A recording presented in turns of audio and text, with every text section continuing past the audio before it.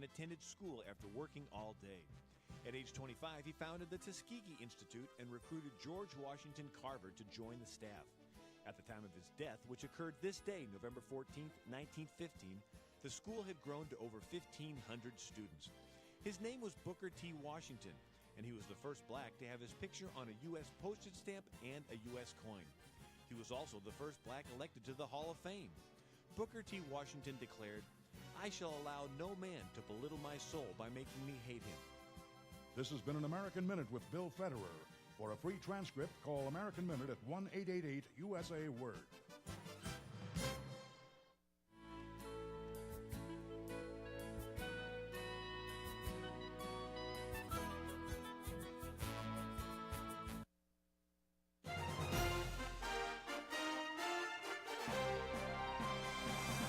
VCY America presents Crosstalk, a nationwide call-in program discussing issues that have an effect on our families, our communities, our churches, our nation, and our world. Crosstalk, an opportunity for you to voice your concerns for biblical principles. And now live by satellite and around the world on the internet at vcyamerica.org. Here is today's Crosstalk. And welcome to our Friday News Roundup on Crosstalk today, compiling many stories from throughout the course of this week, many different sources. And we're so grateful for Sandy downloading so many of these, pulling stories together for us on the broadcast today. So grateful for Molly here on the phones, and we've got Dennis in the control room and our team here at VCY America. We're so grateful. We're grateful for you, the listeners, tuning in each and every day here to Crosstalk. And do we need to commend you for helping us with this Central Asia Missionary Project. The project is now over. It is now complete, and but I would just like to report to you that it looks like the total is at $46,041.55. Praise the Lord. So many of you participated from all across this country in helping to reach people in Central Asia that you will never meet this side of eternity. And it's done through not only relief supplies, but also that opens the door for the gospel to go in. Tim Lauer was with us here on Crosstalk, and what a blessing it was to hear from him.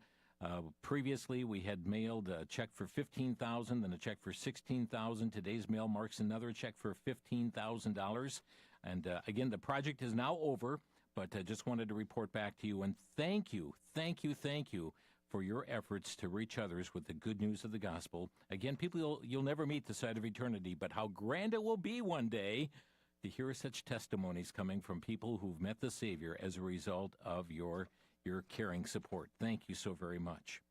Well, friends, we do have lots of troubling news we're going to share with you today. It's not to discourage us. I trust it encourages us to be ambassadors for Christ. That's what we're told in 2 Corinthians 5:20. Now then, ye are ambassadors for Christ. We are to be his representatives here upon this earth. And we've got a nation, a world in great need, great spiritual need, and it really behooves us to be a light shining in a very, very dark world. And that will be very evident in our program today. But again, it's not to cause us to curl up in a ball or hide under the blankets.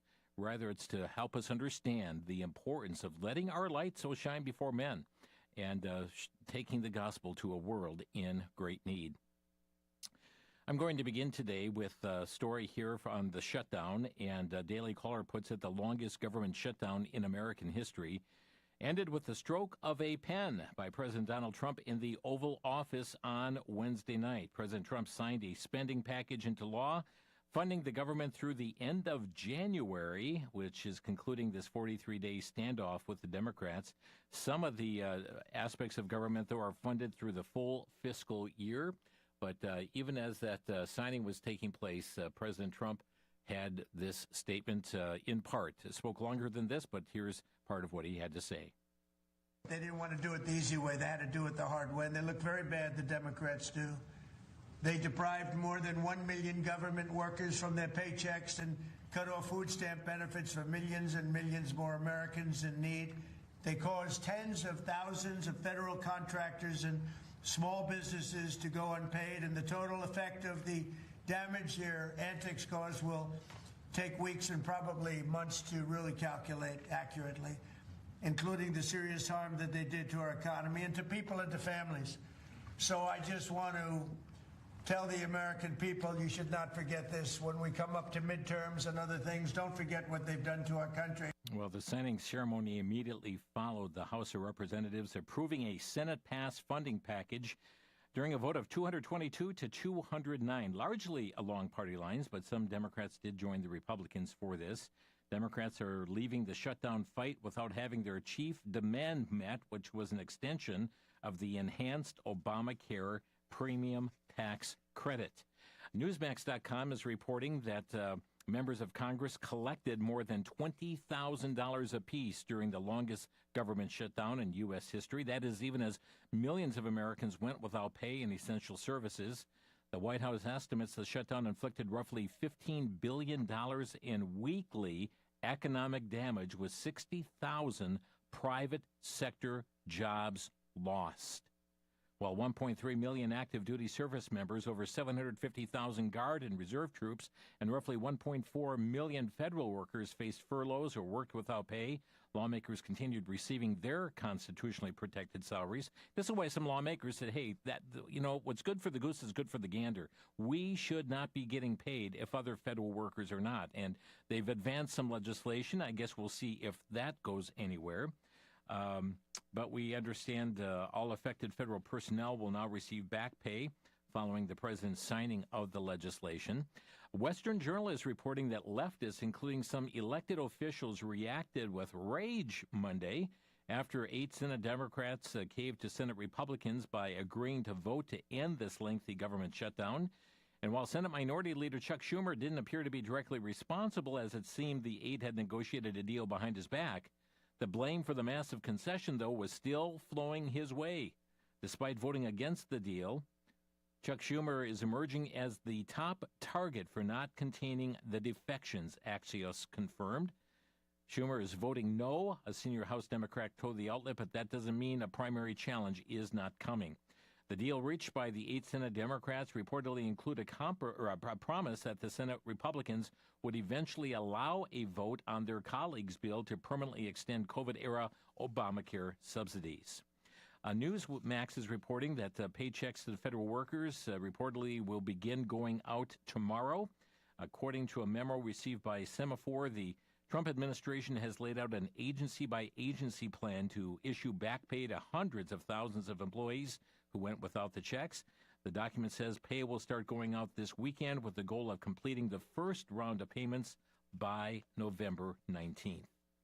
The Epoch Times reporting Agriculture Secretary Brooke Rollins said that the full SNAP benefits, that's the Supplemental Nutrition Assistance Program, would be restored by Monday, November 17th. Also, from Newsmax, the SNAP benefits are rife with fraud and abuse. This was said by the Secretary of Agriculture, Brooke Rollins, and appearing on the Rob Schmidt Tonight program. Rollins discussed the SNAP data that the U.S. Department of Agriculture received from some 29 states. This is astounding.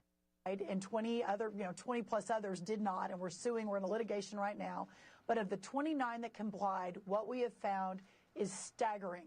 500,000 people getting benefits 2 times under the same name. 5,000 dead people. 80% of the able-bodied Americans, meaning they can work, they don't have small children at home, they're not taking care of an elderly parent, they can work and they choose not to work, of course, because they're getting significant benefits from the taxpayer. So this light, Laura, that has now been shined on what is perhaps one of the most corrupt, dysfunctional programs in American history, that we are working now. Very big announcements coming next week on this. We are cracking down. We now have a plan to fix it, and we're really, really excited about doing that for the American people. Secretary Rollins said that her department found a person who was using the same Social Security number received 6 different EBT cards in 6 different states. She said that the president has made this a priority. We will fix this program. The Epoch Times reporting that Homeland Security Secretary Kristi Noem handed out $10,000 bonus checks November 13th to thousands of frontline TSA officers who stayed on the job during the shutdown. About 47,000 agents who worked through the 43-day shutdown despite not getting paychecks will be awarded a bonus along with back pay. That's according to the secretary. You know what's interesting as well, one of those that first defected from the Senate as far as the shutdown was continued was Senator Fetterman out of Pennsylvania. And he has been certainly taking a lot of heat. And he's got a new book out as well called Unfettered. And he surprised Dana Bash on CNN Wednesday while explaining how much crueler the political left has treated him in the political than the political right. Here's what he had to say. You said, quote, "I've drunk deeply of the venom of both the left and the right. As a connoisseur, I can confirm that the most poisonous, the bitterest, is from the far left." That is pretty remarkable to hear you say that as an elected Democrat. Why? No. It's just been my personal experience on this thing. And when I asked my digital team, I said, we're on all the platforms. Really, what's kind of the harshest? What's kind of the most personal? And the answer was immediate. He said, "Oh, blue sky. It's blue sky." And the difference is, the right would say really rough things and names. Some names I won't repeat on TV, but the on the left, it was like they want me to die, or that we're cheering for your next stroke, or that's terrible that depression won. Why couldn't it depression won? And I hope your kids find you. They even have like the graphic, a GIF where they have like a stroke, in your head, cheering at that. Yeah, and they said that. I remember one. They claimed, "Oh, the doctor let us down, and why did they have to save his life?" Just really like. I just can't imagine. People are wishing, I wish he dies, or I want him to die, literally cheering for a stroke. And I don't know what the kind of a place where that comes from. That's much different than just calling me a name.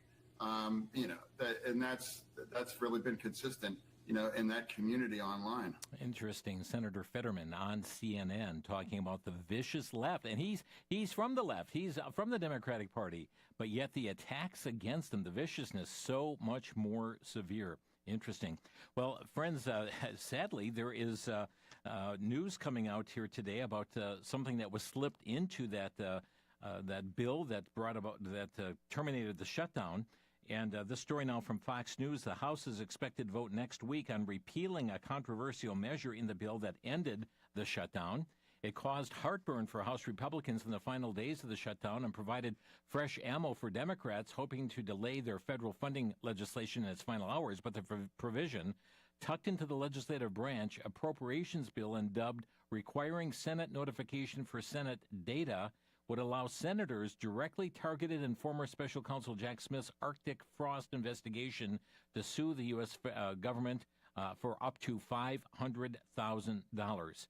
House Appropriations Committee Chair Tom Cole, who was involved in crafting part of the successful funding deal, told Fox News Digital he had even been afraid it could derail the final vote to end the shutdown. So we'll see if they take that up to repeal that matter as well. From religionnews.com, New York City Mayor-elect Zoran Mamdani spoke unapologetically after his Muslim faith and democratic socialist roots during his victory speech on election night, in a sharp rebuke to the Islamophobic attacks that he faced during the campaign. Political experts say his historic win may motivate more Muslims and younger progressives to seek and attain those halls of power. The political consultant, Salima Suswell, said Mamdani definitely has invigorated many Muslims around civic participation. CARE estimates that at least 37 other Muslim Americans won in elections November 4th, including the Virginia Lieutenant Governor, Dearborn, Michigan Mayor, and others as well. We'll be back with more of our roundup after the break. You're listening to Crosstalk.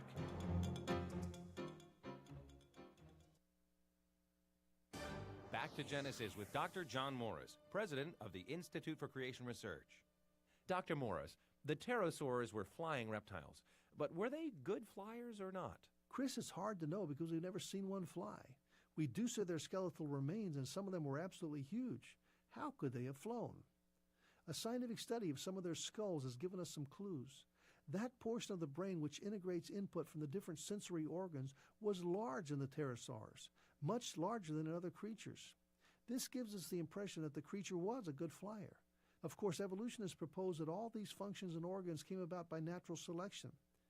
What could have given some non-flying creature this ability? A much better idea is that God created these huge creatures as a monument to his creative ability and imagination. Today, we just sit back and marvel. And it's been that way ever since, back in Genesis. This is Chris O'Brien. Thanks for going back to Genesis.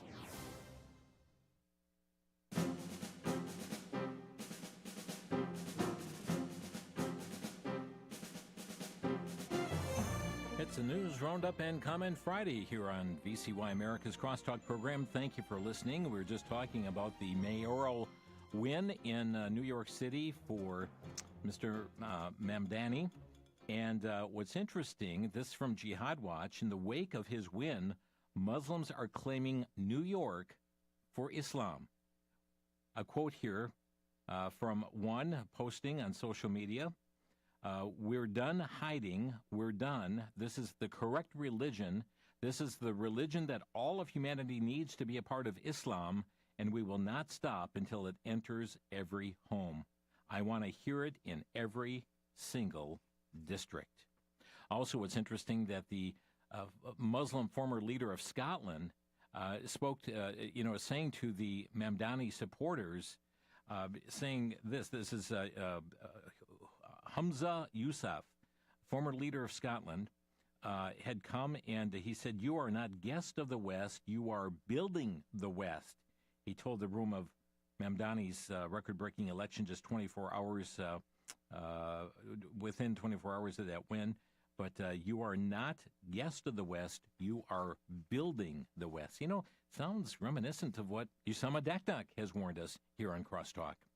From ResistTheMainstream.com, the city of Ithaca, New York, made history this week by electing a 20-year-old member of the Communist Party USA to public office. That would actually be the election week. Hannah Schvetz, a sophomore at Cornell University and student organizer, secured a victory in the 5th Ward race for Ithaca Common Council. Her win came days after Mamdani's mayoral victory. At 20 years old, Schvetz became one of the youngest members ever elected to the Ithaca Common Council and the youngest candidate endorsed by the Democratic Socialist of America to win office nationwide. Friends, this is energizing many in Democratic Socialist America to get engaged in the 2026 elections. By the way, that's less than 12 months away, that election day. Here from the Seattle Times, Katie Wilson, elected Seattle's next mayor, a staple of Seattle's progressive politics, who for years toiled behind the scenes of City Hall in pursuit of higher taxes on Amazon and stronger regulations for renters, the city's 58th mayor. They're just having gone through some counting, and she appears to have the edge. She would be the city's most vocally progressive mayor since Mike McGinn, elected in 2009, having run her campaign on taxing corporations and spending aggressively to scale up temporary housing for the homeless. Also, friends, so far, as we talk about next year's election, so far there are 47 members of Congress that are not seeking re-election. Congressional midterms will be held November 3rd, 2026. That's when every member of the House of Representatives is up for election. There's also 35 seats in the Senate. 13 are currently held by Democrats. 20 are held by Republicans. And the 47 members of Congress are not seeking re-election. That's the highest number in recent years. Some are retiring from politics altogether. Others are running for other political offices, either in state offices or in the U.S. Senate. But this is very notable, as just over, just over 10% so far have announced that they are not seeking re-election. Not too early to be praying for elections of 2026. Okay, this coming from the Western Journal, Representative Jasmine Crockett, who was appearing on the Democracy Docket podcast hosted by Mark Elias, the Democratic Party attorney, is currently he's been on a topic on how Donald Trump is already trying to steal the 2026 election. Remember Bill Federer talking about the word projection on Crosstalk? Well, now Representative Crockett is warning that President Trump is going to try and rig the voting machines. I thought that was nothing but a conspiracy theory. Well, here's what Jasmine Crockett had to say on this podcast, Democracy Docket. We do know that one of his friends has purchased Dominion. So it's going to be really important for us to educate all states that we can to make sure that their Secretary of States are like, we don't want the Dominion machines. Because I personally believe that ally purchased Dominion so that he could potentially play with the machines, because we know that they're trying to cheat by changing the lines for the midterms. And I think that they're trying to solidify their cheat potentially with the voting machines. Okay. Well, I don't think she mentioned anything about California's redistricting, did she? Or did I just miss that? Oh, well, let me move on. The New York Post here is reporting that NYPD exodus is already underway, with the surge of officers quitting in the month leading up to Mamdani's mayoral win. And more might go if the police commissioner Jessica Tisch exits, according to data and department sources. NYPD saw a 35% hike in officers of all ranks leaving in October. That's 245 police officers. Morale is down because everyone is concerned about the policies Mamdani wants to put in place, said Detectives Endowment Association President Scott Monroe. You have a person who's supposed to be running New York City that does not believe in law enforcement, said Monroe. What's coming out of everybody's mouth is, we're in trouble. Breitbart reporting that the New York mayor-elect, his longtime chief advisor, El Biscard Church, reportedly wants to make huge changes to policing in the Big Apple. She led a campaign proposal to send social workers to address certain nonviolent 911 calls across the city.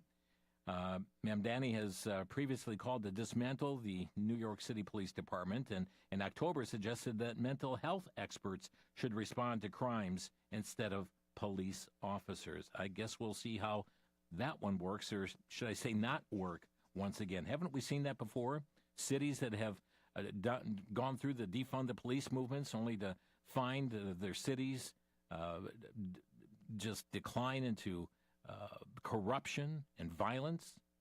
Liberty Nation News is reporting that New York's Governor Kathy Hochul, not a fan of Mamdani's, but not a fan of his promise to offer free buses. And while she claims to support making public transit more affordable, she would not back a plan that removes such a large revenue source from the Metropolitan Transportation Authority, known as MTA. And as a result, cannot set forth a plan right now that takes money out of a system that relies on the fares of the buses and the subways, Hochul said. But can we find a path to make it more affordable for people who need help? Of course we can. But she's putting the brakes on the free bus issue. Daily Caller reporting that Minneapolis Mayor Jacob Frey drew conservative outrage after delivering part of his victory speech in Somali following his third-term win. He spoke for nearly a minute in Somali to a group of supporters, thanking them repeatedly in their native language before switching to English. The Paul Saispula said that Mayor Jacob Frey he won re-election, spoke almost a minute in Somalia, and then said Minneapolis belongs to Somalia.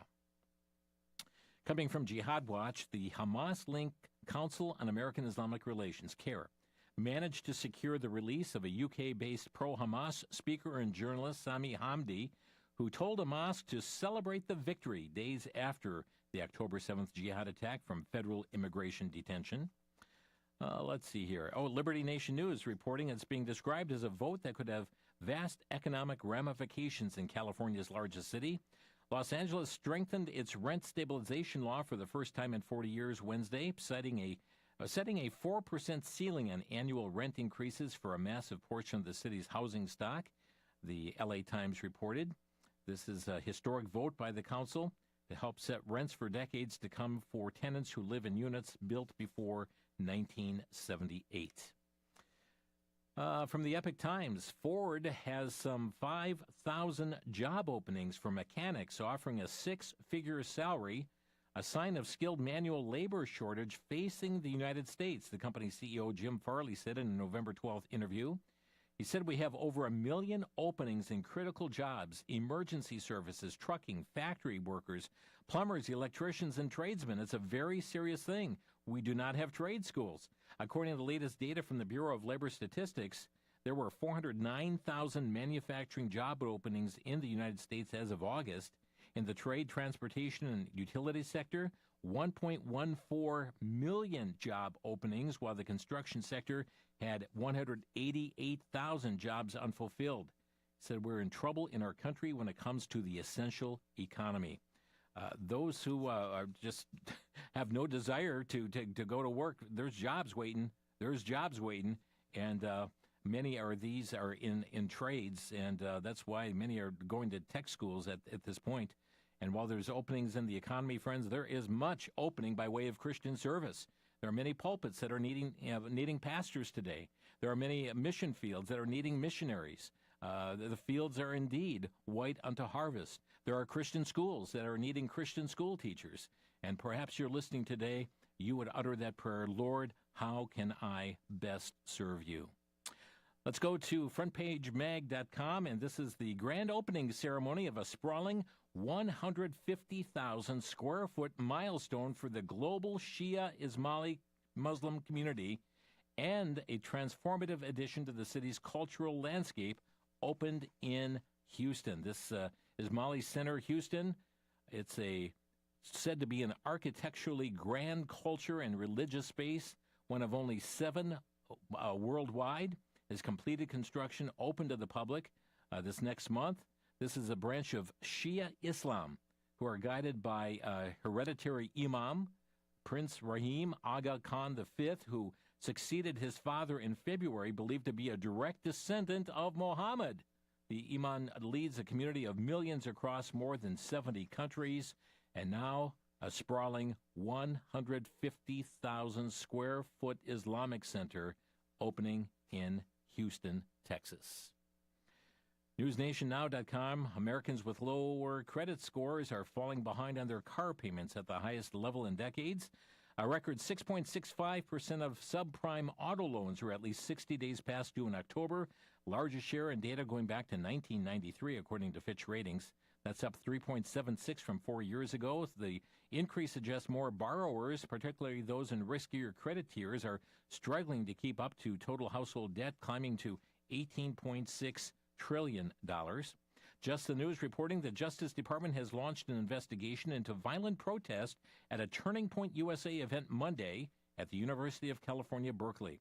Attorney General Pam Bondi has attributed the violence to groups affiliated with the anti-right-wing political movement known as Antifa. At least 8 people were arrested during the event.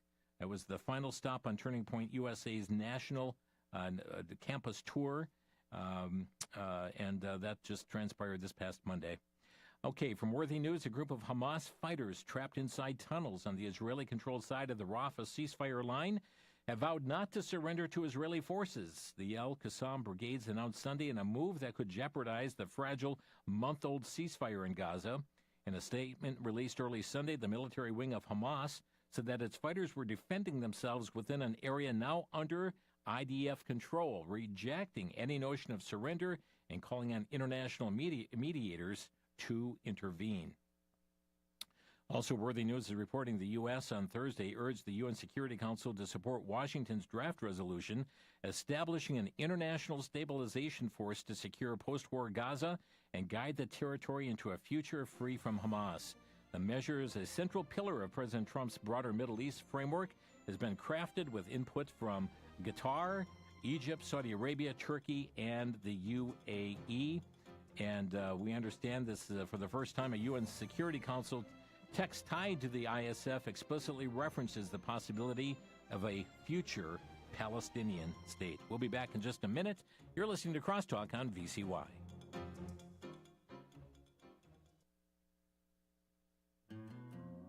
The one book that's been credited as one of the major catalysts for the modern creationist movement is The Genesis Flood, authored by Dr. John Whitcomb and Dr. Henry Morris. More than 60 years ago, these two men joined together to write a controversial book that sparked dialogue and debate on Darwin, Jesus, science, the Bible, evolution, creation, and gave birth to the modern creation science movement. While skeptics cast doubt upon the authenticity of a universal flood, the Genesis Flood places before the reader the theological and scientific basis for a literal acceptance of the biblical account. This book provides illustrations, charts, diagrams, and sound documentation that harmonizes science with biblical truth. The Genesis Flood is available for a donation of $30 or more to VCY America.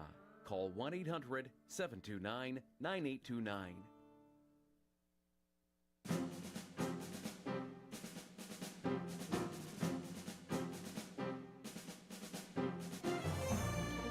Well, it's a news roundup and comment day here on Crosstalk. As most often as we can, we try to do this on a Friday in order to keep you informed and bring together so much of the week's news as matters continue to unfold. Lord willing, this coming Monday, we'll be joined by Matt Staver of Liberty Counsel. He'd been on the road traveling this week, but we'll have him talk further about the U.S. Supreme Court declining to take the Kim Davis case. He'll have information on that and many other pieces of information coming up, Lord willing, next week on Crosstalk. We do invite you to stay tuned.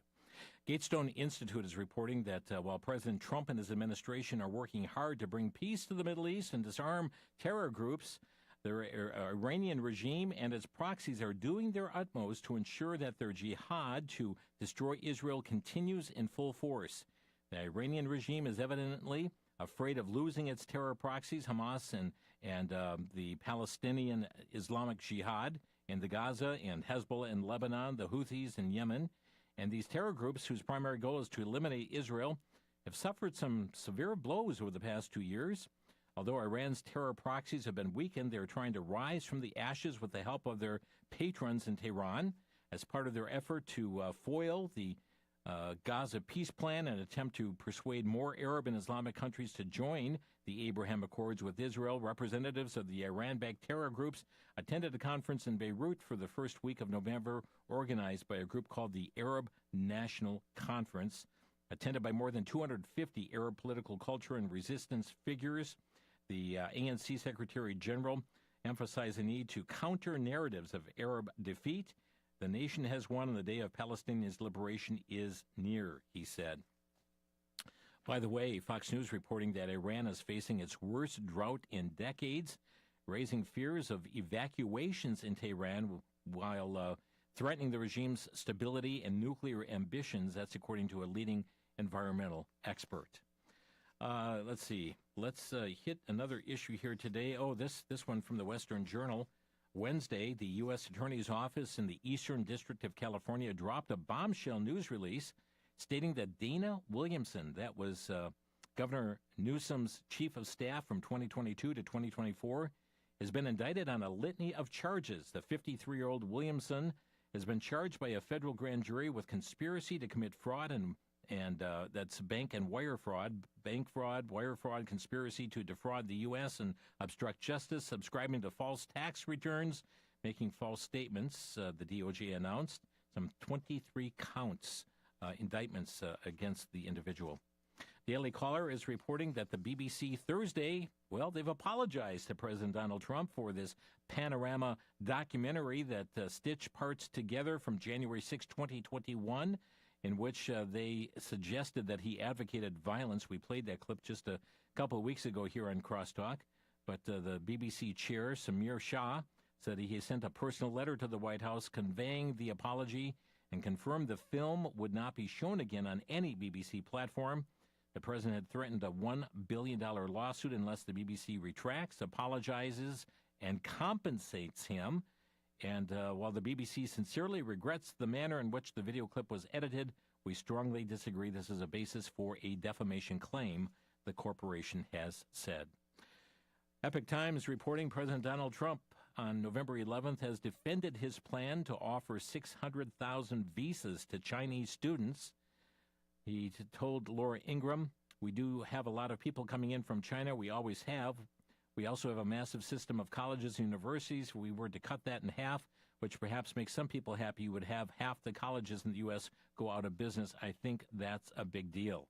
He said the plan was aimed not at China, but at the international students from around the world more broadly, and his thinking comes from a business perspective, certainly not a security perspective, not from an intelligence perspective. He said, we take in trillions of dollars from students. You know, the students pay more than double when they come in from foreign countries. I want to see our school system thrive. But many are asking the question, is this the way to do it? Epoch Times reporting the U.S. Supreme Court decided November 10th to consider a challenge to a federal law that blocks states from counting mail-in ballots that officials receive after Election Day. So the court has granted the petition in Watson versus Republican National Committee in an unsigned order November 10th. No justices dissented, so we will find out what happens. They agreed to decide on this case, so oral arguments happening at another time. Daily Caller reporting the International Olympic Committee is expected to ban men identifying as women from competing in female events before the next games, the Times reported on Monday. LifeSiteNews.com, a trans-identifying male TSA officer at the Dulles International Airport is suing for the right to pat down female travelers, according to the lawsuit filed on Friday. The individual is alleging that his lawsuit at the Transportation Security Administration, which operates under Homeland Security, is violating his civil rights. The TSA spokesman, Russell Reed, told the Associated Press that it is now policy that male TSA will pat down procedures on male passengers, and female Transportation Secretary officials will conduct pat-down procedures on female passengers based on operational needs. But this individual is alleging that this is sex discrimination. National Review reporting Catholic bishops voted Wednesday to ban gender-affirming care from Catholic hospitals in the U.S., formalizing the church's opposition to hormonal and surgical procedures intended to change an individual's outward appearance to resemble that of the opposite sex. From the Times, one of the largest branches of the German Protestant Church has defended a pastor after she blessed a relationship between 4 men and called the ceremony a marriage in the eyes of God. The Polycule attended a pop-up wedding festival at the St. Paul the Apostle Church in Berlin as part of a program offering free blessings for couples who wish to avoid lengthy formalities. Lena Mueller, the youth pastor for Berlin and Brandenburg region of the Protestant Church, said the relationship had consisted of 2 Latvians, a Thai citizen, and a 4th man she believed was Spanish. Mueller said the men had spoken English with one another, seemed radiantly happy together. You could see right away there was so much love between them, she said. Why would God have anything against there being 4 of them rather than 2? While same-sex marriage was legalized in Germany 8 years ago, polygamy remains against the law, and it is not possible for more than 2 people to enter a civil partnership. However, Mueller said she had blessed the polyamorous relationship as though it were a wedding. LifeSiteNews.com reporting a gender-confused high school teacher has been suspended after posting an image of a rainbow-colored gun pointed at someone's head with the caption, quote, "Put the pronouns back in the email." According to the College Fix, the educator who goes by the name Sabrina Morris has been put on leave after posting the threat posting this threat of violence. LifeSiteNews.com also reports that the first openly transgender lawmaker elected in U.S. history has pleaded guilty to child abuse charges in a Boston courtroom last week. This is Barry Lawton, otherwise known as Stacey Marie, a former Democrat state rep in New Hampshire, admitted to involvement in the creation of child sexual abuse material, previously indicted on 3 counts of child exploitation in the fall of 2023. We understand that sentencing will happen in February, and facing 30 years in prison, possible $250,000 fine, a lifetime of supervised release, reports KATU ABC 2. Okay, let's go to Massachusetts next. Daily Caller. Massachusetts State Police arrested 56 people across 38 communities last week during Operation Firewall, a 3-day crackdown on child sex abuse material and related crime. Troopers executed 34 residential search warrants and seized 229 devices during the operation. Suspects ranged in age from 18 to 75. The arrested individuals now face charges pertaining to alleged child pornography, possession, child enticement, assault and battery of a child, rape of a child, and failure to register with the Sex Offender Registry Board. Let's take a look at some other cases here. Yes, a federal judge, this from lifenews.com, a federal judge has thrown out a lawsuit filed by the Satanic Temple challenging Idaho's abortion ban, delivering a major victory for the state's pro-life protections. The ruling rejected claims that the law violates the group's religious rights. LifeNews.com also reporting that Florida's Attorney General has launched a sweeping lawsuit against Planned Parenthood, accusing the nation's largest abortion company of deceptive advertising that downplays the severe risk of chemical abortion pills. The lawsuit could potentially cost the pro-abortion organization up to $350 million in penalties. The 37-page complaint that was filed under the Florida Deceptive and Unfair Trade Practices Act targets Planned Parenthood's claims that the abortion drug mifepristone is safer than Tylenol. State officials allege the assertions are not only false, but they have endangered women's lives, fueled billions in profits for the group with a staggering 500% profit margin on the pills. So very troubling indeed what is taking place there. Let's see. We also have in the area of life-related news, so here we have the abortion pill promoted so much by Planned Parenthood. This from LifeNews.com. A doctor at the University of Toledo Medical Center has been suspended from practicing medicine in Ohio. The man allegedly used the personal information of his estranged wife to order abortion pills by mail, and the claim is that he forcibly held down his pregnant girlfriend and forced her to consume the crushed-up abortion pills against her will. Well, the State Medical Board of Ohio suspended the medical license of Dr. Hassan James Abbas, finding him to be a danger to the public, you think? Well, at this time, there have been no criminal charges filed against him, according to available reports, and according to LifeNews.com, do not yet know if the woman's baby had survived this assault. LifeNews.com, Zoran Mamdani is now the mayor-elect of New York City, and during campaign vowed to protect New Yorkers from pro-life pregnancy centers, which he accused of spreading false or deceptive information. His threat refers directly to Compass Care. We've talked with Pastor Jim Harden before with us here on the program, and Compass Care runs the only 3 pro-life medical pregnancy centers in all of New York City. His threat mimics the lawsuit brought by 2 pro-abortion activists, Letitia James, New York's Attorney General, who endorsed Mamdani's mayoral bid. JustTheNews.com reports Susan B. Anthony, Pro-Life America, in its super PAC on Wednesday, announced plans to collectively spend some $80 million in the 2026 midterm elections on pro-life candidates in at least 4 battleground states. And evidently they're really focusing in on 4 Senate battleground states with competitive House races as well: Georgia, Iowa, Michigan, and North Carolina. LifeSiteNews.com, an annual number of embryonic human beings killed in the in vitro fertilization process now substantially exceeds the number of babies killed yearly by abortion. Think about that, friends. More babies killed through the IVF process than through abortion. According to the Society for Assisted Reproductive Technology, most recent annual report on the use of IVF and similar technologies, 2023 saw the number of babies born through IVF rise to 95,860 in the U.S., and the total number of IVF cycles performed rise to 432,641. Live Action ran the numbers based on the averages of excess embryos created and discarded by the process, and estimated that a staggering over 1.9 million embryos who did not survive to be implanted. Another 1.7 plus million were either frozen, destroyed, donated to research, or released for embryo adoption. By contrast, the pro-abortion Guttmacher Institute puts the number of abortions in 2023 at 1,037,880.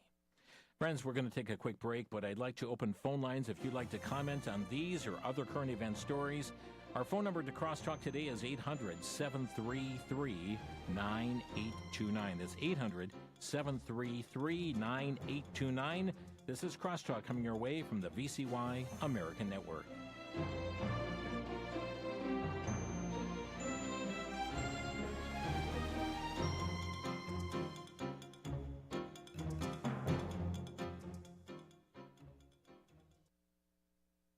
the Worldview Report. I'm Brandon House. Our website's worldviewtube.com. Last week on my radio broadcast, a young man from Michigan called in. His name is Drew. And he went on to describe how he's an attorney. So he's someone who's gone to college, he's gone to law school, he's someone that knows how to collect information and data together. But he said that he stumbled on our broadcast. I think he was providentially led to our broadcast.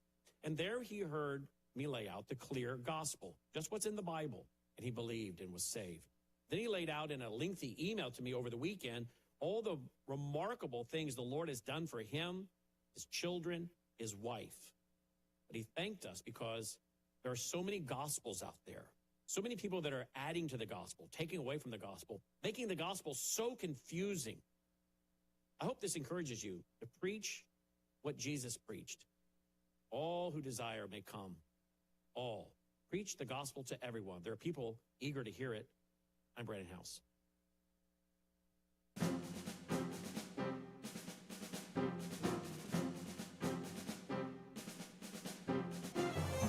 Yesterday on Crosstalk, we had Mark Krikorian on, and we talked about the startling revelation that some 17,000 commercial driver's licenses to illegal, those who had them illegal in California, were given. Well, the story today from the Associated Press is that California has revoked now 17,000 commercial driver's licenses for immigrants. A very interesting matter that has unfolded there in the state of California. Okay, let's, by the way, our number to Crosstalk, 800-733-9829. Let's go to our friend Alice in Arkansas. Hi, Alice, you're on the air. Thank you so much for taking my call. I'd like to talk about New York City, America, and the world becoming so terribly Islamic. Jesus Christ died once for all. May God have mercy on these people that are being so deceived. And it certainly does look like we better get ready for persecution. I want to be faithful unto the end. And the good news is God is on the throne. He still has perfect control. Yes, indeed. Indeed. Thank you, Alice. And appreciate that perspective. And friends, God is in control. And what he has before ordained is indeed going to come to pass. She talked about the persecution. And friends, even as we've talked with the likes of Todd Nettleton, the Voice of the Martyrs, and we'll have another program coming up in December here with Door of Hope International as well. The troubling story that no doubt you've heard by this time, but this one from CBN, about another 25 Christians have been gruesomely murdered in the last 12 days as the ongoing genocide in Nigeria continues. Nigeria is one of the most dangerous places in the world to be a Christian. That's according to Open Doors 2025 World Watch List. In a recent report, the organization noted that of the 4,476 Christians killed recently for their faith worldwide, 3,100 of them, or 69%, took place in Nigeria. And so, again, a reminder to be praying for the persecuted church. And, friends, this story also this week from the Christian Post of two Christian missionaries who were killed in a plane crash as they sought to provide aid to Jamaica following Hurricane Melissa are being remembered for their compassion and empathy as an investigation into the cause of the crash continues. The ministry Ignite the Fire announced in a Facebook post this past Monday that its founder, Alexander Worm, and his daughter, Serena, were killed in a plane crash in Coral Springs, Florida. The two were the only passengers on board the plane that were traveling from Florida to Jamaica in order to offer relief. Lori is calling next from Michigan. Hi, Lori, you're on the air. Hi, I wanted to tell you thank you for such a wonderful, the news is bad, but thank you for laying it all out for us to see, and it allows us to pray more. I guess you have more ability to pray because you know a little bit more about what's going on. Right. Yes, very dark days. We have a great Savior. Mm-hmm. We know who wins in the end, but I also wanted to tell you I had been at our Bible study on Wednesday nights. We've been praying for Fetterman for years now, and we've watched him. And my family are in Pennsylvania, and they said, "Did he lose? What is going on with him? Has he lost his mind? He's doing things that are pro-Israel. He's going against his own party. Wow, what's going on? I said, don't underestimate the power of prayer. Yeah. So I called his office today, and they were so thankful to hear from me to know that we are praying. I said my family's praying in Pennsylvania, but I said we're praying over here in Michigan as well for the senator. And they were so amazed, and I just appreciate that you put this news out and you remind us, be involved in thanking people when they do right and telling them when they do wrong in a kind and loving way, and then continuing to pray earnestly for them, because we're supposed to be praying for our leaders. Yeah, indeed. So, and you may, I don't know if you know or do not know this, but Senator Fetterman is hospitalized right now. He fell yesterday on a walk and was taken to a hospital in Pittsburgh, and they had an evaluation. They found a ventricular fibrillation flare-up, a heart rhythm disorder, and so they're, treating him for that at this time as well. So I know your prayers are especially appreciated for him at this time. Well, I had no idea, and it just seems like the Lord just said you need to call and just be kind and loving and tell them that you're praying for him, and I had no idea. Yeah. What I was saying, and they said, would you like to, can we take your name and stuff? I said, I'm sure he's busy with too many other things. Just know that we'll continue to pray for him. And they were like, thank you so much. I had no idea, but that just shows you how the Lord works in our lives. Indeed, indeed. Thank you, Lori. You're welcome. God bless you. And you as well. That was Lori calling from Michigan here. This was also interesting. South Carolina had an issue take place with pro-life activists. Conway, South Carolina, received the scare of a lifetime earlier this month. They're raising awareness about survivors of the abortion Holocaust, and confronted by a 79-year-old, a member of the church, St. Anne's, longtime attorney in the town, informed them, "I've got a grenade for you," before pulling the device out of his pocket. Evidently, it was nothing but a dud, but county law enforcement arrived on the scene, took him into custody, facing 4 counts of threatening others with the use of a fake device, as these people were taking a stand for life. One last story today here, friends, from Gallup, and it is a 17-point drop in the percentage of U.S. adults who say religion is an important part of their daily life, from 66% in 2015 to 49% today, ranks among the largest Gallup has recorded in any country over any 10-year period. About half of Americans now say religion is not an important part of their daily life. Such large declines in religiosity are rare. Since 2007, only 14 out of more than 160 countries in the world poll have experienced drops of over 15 percentage points in religious importance over any 10-year period. I saw that story, and the first thing that popped in my mind, friends, the matter of eternity and the matter of what we're facing today is not about religion. It's about relationship. Relationship with Jesus Christ. Is he your Savior? Have you placed your trust in him? Friends, this world is not getting better, and it's not going to get better. It is going to get worse and worse, as Scripture foretells us. What's most important in life is that you have a personal relationship with Jesus Christ as your Savior. Jesus Christ died for our sins. He was buried. He rose again the third day. That's the good news. Bearing our sin upon himself, taking our sin on the cross of Calvary, placing our faith and trust in him, we too can have everlasting life. And that's where the peace of God and peace with God comes from. Trust you'll do it today. Thank you for joining us today on the News Roundup. It's Friday, and the Lord's Day is coming. I trust you'll be in a Bible-believing, Bible-preaching local church this weekend. Thanks for listening. You've been listening to Crosstalk via satellite and the internet from VCY America. Views expressed may or may not be those of this station.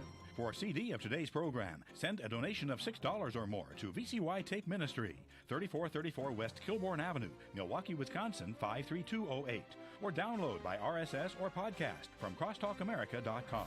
And join us again for Crosstalk.